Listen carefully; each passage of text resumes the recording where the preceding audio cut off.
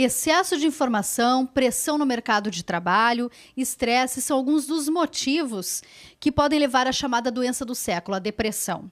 Para falarmos sobre este assunto, vamos entrevistar o médico psiquiatra, doutorando do programa de pós-graduação na área e preceptor de residência médica em psiquiatria do Hospital São Lucas da PUC, o Dr. Lucas Spanenberg. Tudo bem, Dr. Lucas?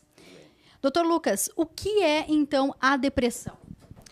Bom, depressão é um transtorno psiquiátrico muito prevalente que se caracteriza por alterações cognitivas, alterações de humor, alterações na psicomotricidade e causam um sofrimento muito grande em quem é acometido por esse transtorno.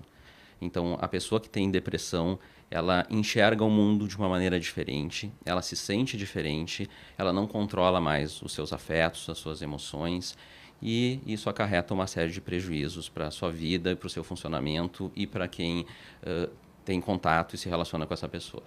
Quais são as características da depressão, doutor? Então, a depressão se caracteriza por alterações na forma de pensar, né? Quer dizer, a pessoa com depressão muitas vezes tem a sensação de que os seus pensamentos estão mais lentos, estão mais dificultosos, o seu raciocínio não funciona, a sua capacidade de concentrar não é a mesma. A pessoa com depressão tem tendência ao choro, ou pelo menos a um afeto que tem uma dificuldade de expressar suas emoções. A tristeza predomina, o desânimo, há uma perda de prazer em relação às atividades habituais, as atividades que a pessoa normalmente tem prazer em fazer já não são sentidas dessa maneira. E pode causar também alterações de sono, de apetite, alterações em relação à vontade de viver e muitas vezes há pensamentos de morte e ideação suicida.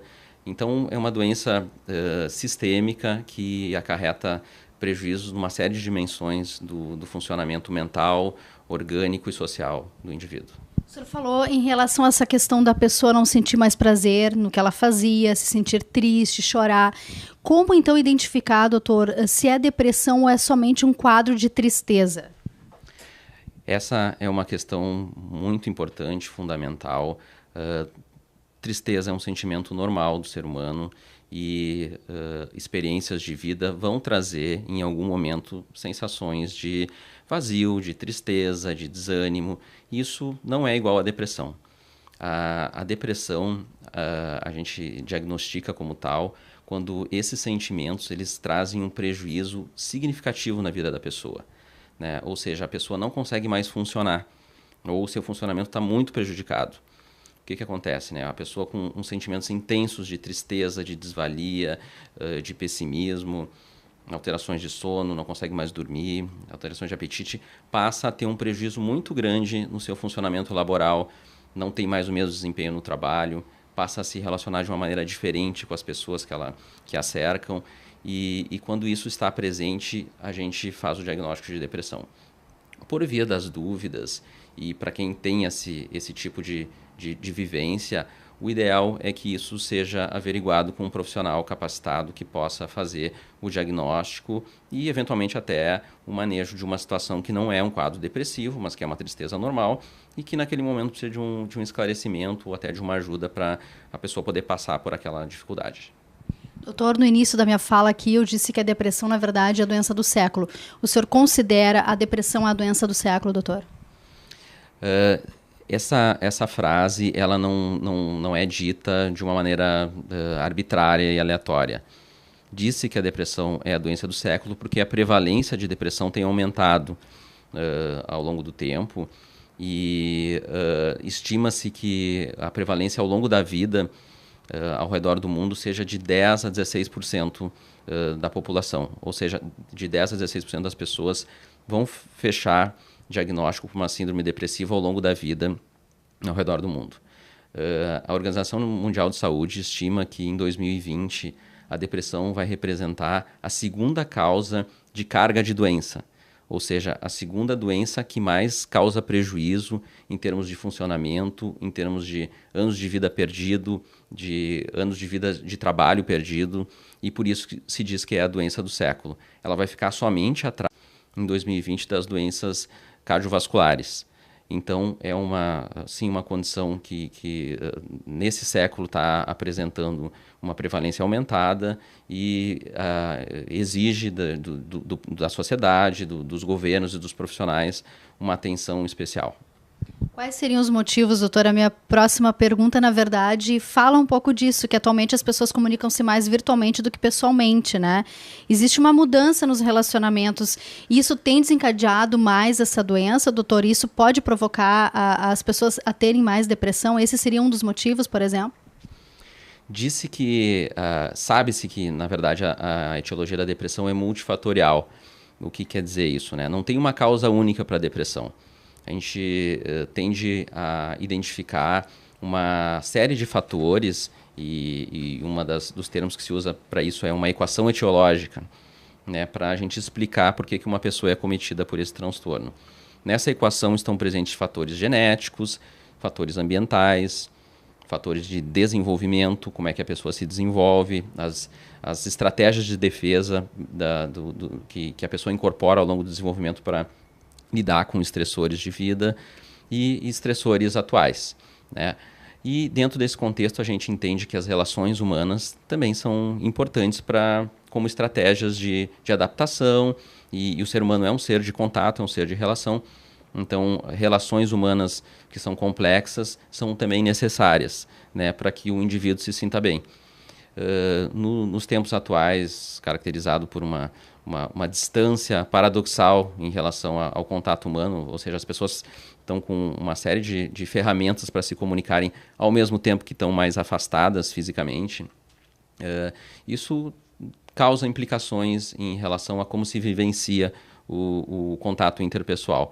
E sim, né, se isso é substituído, essas relações pessoais são substituídas por relações virtuais, que têm características diferentes, que são relações parciais, não são relações, né, complexas como uma relação pessoal, pode acarretar, sim, uma série de implicações, de repercussões e vulnerabilizar a pessoa para se sentir mais sozinha, se sentir mais desanimada, se sentir com menos contato interpessoal e, com isso, ser um facilitador para um processo depressivo.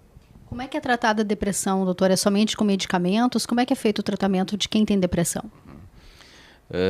Hoje, o que se considera como mais moderno para o tratamento da depressão é uma combinação de tratamentos.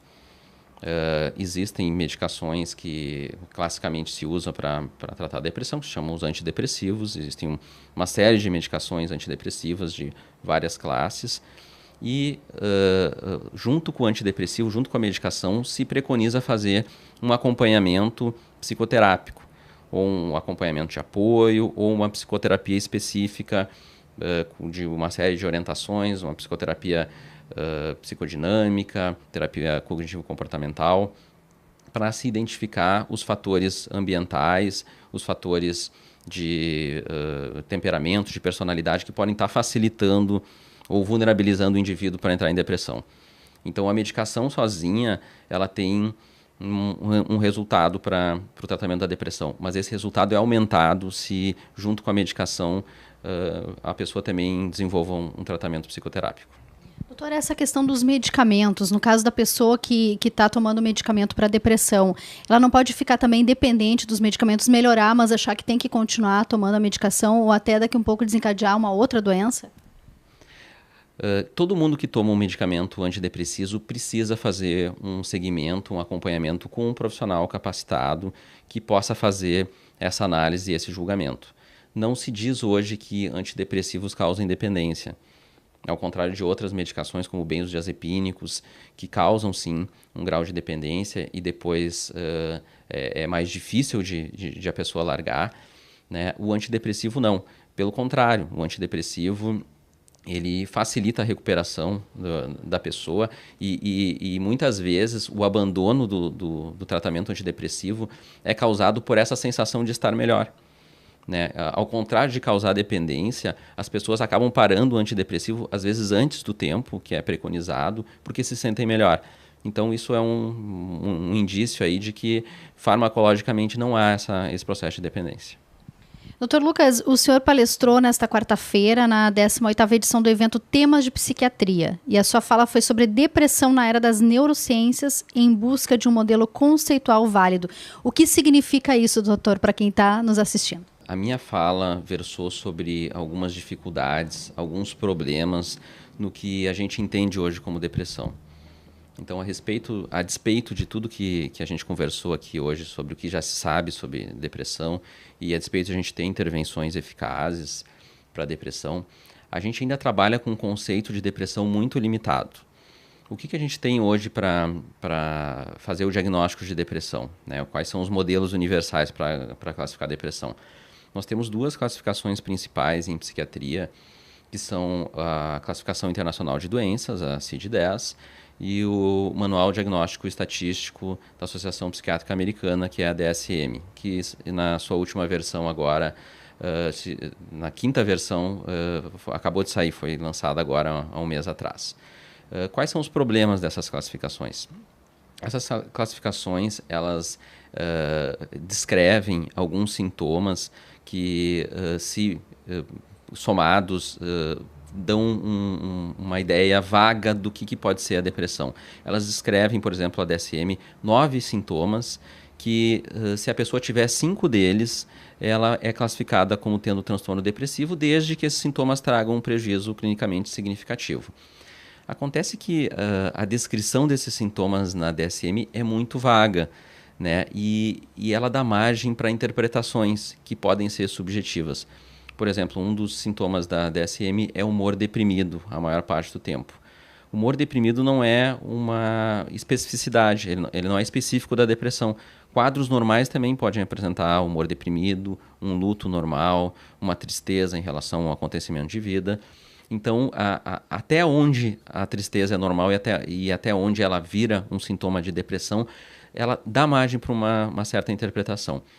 Bom, então esse estudo mostrou que a gente tem índices de remissão de depressão que são muito baixos, insatisfatórios, para uma depressão para uma condição tão mórbida e tão incapacitante. O que os críticos desse modelo de classificação de depressão dizem, né? Que esses resultados também são produto da confusão que se estabelece ao se diagnosticar a depressão, e que se a gente conseguir separar um grupo de pacientes com uma depressão que tenha características mais homogêneas, a gente vai conseguir achar tratamentos mais específicos.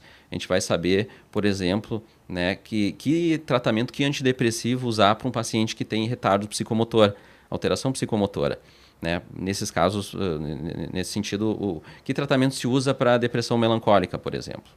Então, a minha fala no Temas em Psiquiatria versou sobre isso, e eu trouxe exemplos clínicos, exemplos de pesquisa de como é possível, né, e como hoje se busca uma classificação que entenda a depressão como uma entidade, né, que tem um componente geral, mas que tem componentes específicos, e a gente pode ir atrás dessa especificidade e buscar individualizar o tratamento de acordo com os sintomas e de acordo com a etiologia da depressão, que pode ser daí mais específica de acordo com o diagnóstico que se fizer, o diagnóstico específico do subtipo de depressão.